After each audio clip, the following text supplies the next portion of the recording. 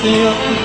Bu canımı sen verdin, benden almak istiyor.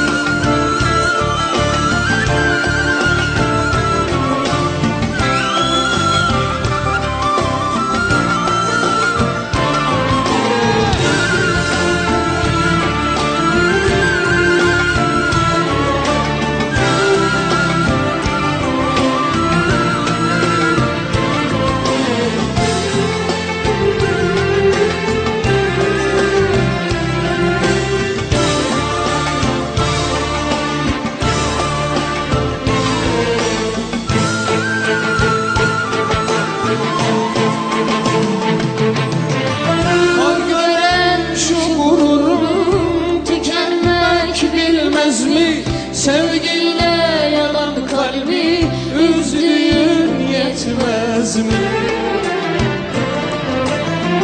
Bir niyet uğruna yaşıyorsan dünyada, seven garip olsa da sevilmeye değmez.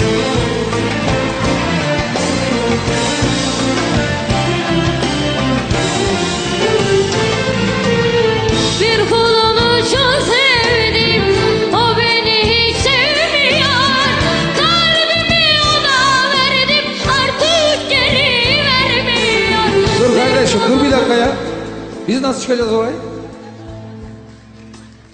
Bir kulunu çok sevdim. Bu bir şey değil, daha yukarısı var. Daha bu bodrum kattan yeni çıkıyoruz. Doğru mu? Evet. Evet. Sen de buraya geleceksin, göreceğim seni. Bir kulunu çok sevdim, o beni hiç sevmiyor. Kalbimi ona verdim, artık geri vermiyor.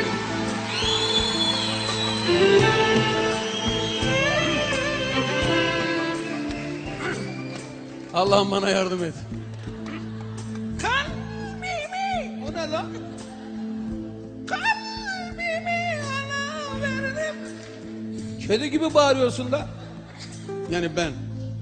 Estağfurullah, yok ben de.